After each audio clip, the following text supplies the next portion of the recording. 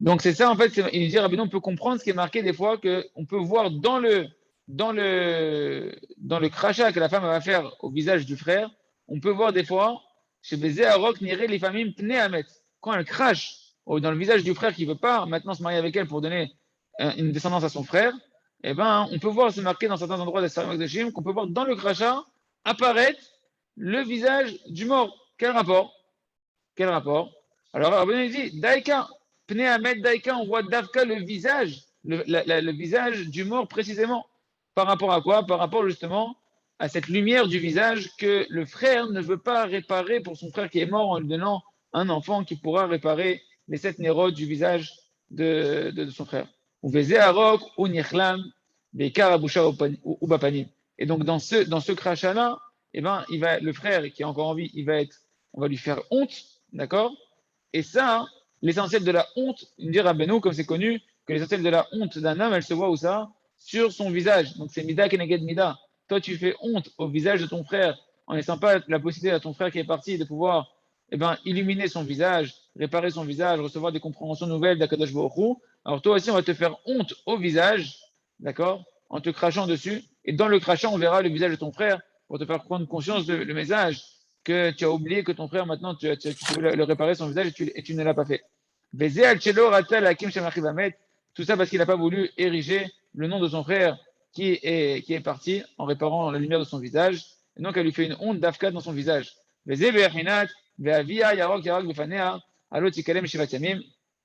ça que Hachem, il a dit à Moshe pour Myriam, que maintenant elle aussi elle va devoir être punie par le fait qu'elle a parlé elle a dit à son niveau elle quelque chose qui était un peu une honte sur Moshe, enfin du mal sur Moshe Kaviachol, quand elle a parlé avec Aaron, Ve'avia Yarok Yarak Befanea, et son père crachait et crachera sur son visage, n'est-ce pas qu'elle a fait honte à l'Otikalem, elle sera dans la honte, Shiva Tiamim, durant 7 jours, ce qui est marqué dans la Midbar. Et Hachem il explique à Moshe Rabbeinu, pourquoi Myriam elle va devoir être punie? Parce que si jamais son père il se serait mis en colère, alors elle aurait dû être enfermée en dehors du camp pendant 7 jours. Alors il dit car Gam Shekshani Manishota. Donc même moi, quand je vais la punir, elle va avoir honte et elle va être enfermée au moins 7 jours. Elle va avoir la lèpre pendant 7 jours.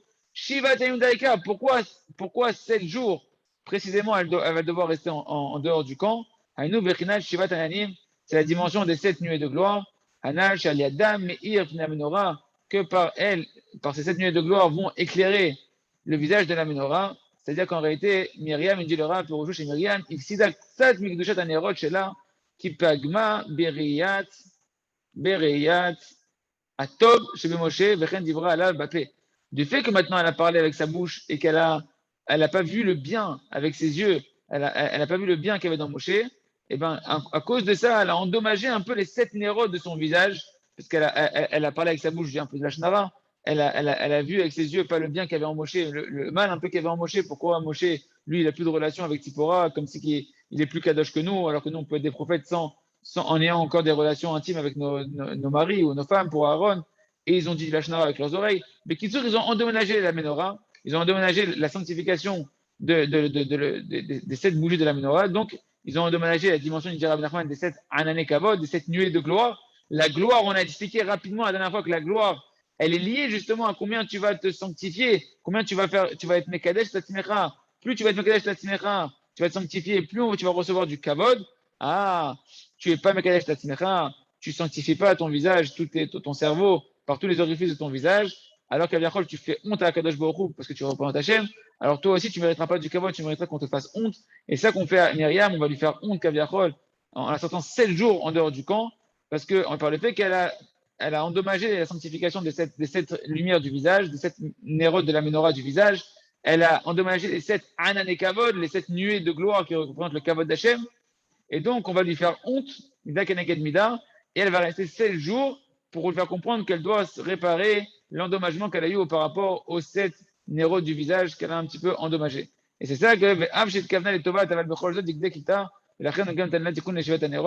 donc, mais que c'était infime sa faute qu'elle a fait Myriam, malgré tout, Hachem il a été rigoureux avec elle et il lui a donné une réparation de pouvoir réparer les 7 lumières du visage avec ces 7 jours où elle va rester en dehors du camp en ayant honte, la honte étant sur le visage, la honte du personnel est sur le visage, et donc elle va réparer cette honte du visage en sanctifiant son visage, et le kavod il pourra revenir comme l'année kavod. Ve'ulo rata lakim sham achiv hamet. Donc Rabbeinu, il revient maintenant au Inyan du Hiboum, et donc il n'a pas voulu ériger le prolongement, de la descendance de son frère en donnant un enfant pour son frère, en se mariant avec la femme de son frère. Et c'est pour ça qu'elle va cracher sur son visage, lui faire honte, parce que le visage, cracher sur le visage, c'est faire honte à son visage. Tu vas aller toucher son visage parce que lui, il n'a pas voulu réparer la lumière du visage de son frère. Et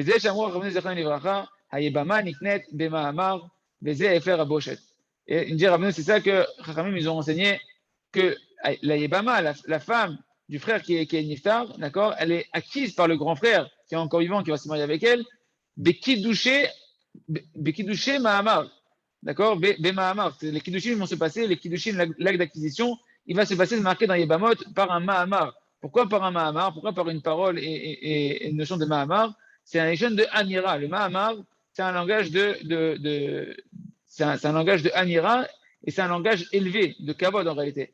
Zefer Haboshet. Le Mahamar, la notion de Mahamar, on va voir qu'elle est liée à la notion de Kavod, et donc elle est le contraire de la honte. Quand le frère il se marie avec la femme de son frère qui est mort, et ben en réalité, il est en train de faire un Kavod à son frère, il est en train de permettre à son frère d'avoir un enfant qui va pouvoir continuer à le réparer, donc ça va être un Kavod pour lui, pour Akadosh Baruch Hu. Alors il va être connu la sœur par un Mahamar, et on va voir que la Mahamar, il nous dit Rabbeinu, c'est le contraire de la honte. Pourquoi? Bechinat, Kulo, Omer Kavod.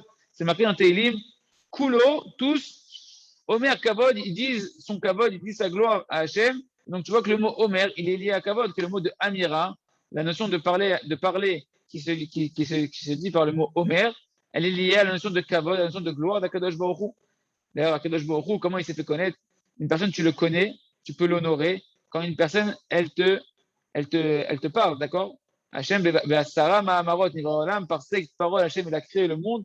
Par cette parole, Hachem, il a créé le monde, il a donné au monde la possibilité de le connaître pour l'honorer, pour le glorifier. En tout cas, il dit Rabbeinu, dans ce verset-là, tu vois que Omer et Kavod, ça va ensemble, que le mot Omer et la notion de gloire, elle va ensemble. C'est pour ça, Nimsa Shamira, il est jeune Kavod, et la reine Kacher, c'est un Niftar. Quand le frère, maintenant, il accepte, oui, de se marier avec la sœur de celui qui est de son frère qui est mort, alors ça entraîne un Mahamar. Il va être connu au tas par un Mahamar. Pourquoi? Parce que ça va entraîner un Kavod. On a dit Mahamar, c'est une nation de Kavod. Ça va entraîner un Kavod pour son frère. C'est le contraire de la honte. Et c'est pour ça qu'elle ne va pas lui cracher au visage cette fois-ci, parce qu'au contraire, il a honoré le souvenir de son frère. Il donne une possibilité au visage de son frère qui est mort de continuer à s'illuminer et à pouvoir encore plus honorer Akadosh Baruch Hu même après son départ. Et donc, c'est Efer Shel Tikalem Shivat Yamim. C'est le contraire de la notion de la honte et qu'on devra avoir honte pendant 7 jours. Là, au contraire, par le fait qu'il fait le hiboum, eh ben, il va pouvoir, Hachem, honorer le visage de son frère, parce qu'il donne la possibilité de réparer à son frère, à travers l'enfant qu'il va donner, de réparer les 7 nuées de gloire ou les 7 bougies de la menorah du visage.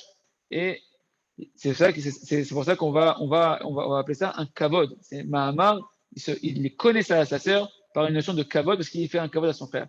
Et ça, le contraire. Quand il ne veut pas se marier avec la sœur de son frère, alors il fait honte à son frère, il fait honte à Kodesh Baruch Hu, donc on lui crache au visage pour lui faire honte sur son visage, en lui rappelant à son visage qu'il est en train de ne pas laisser la possibilité à son frère d'illuminer son visage et de pouvoir plus connaître Kodesh Baruch Hu.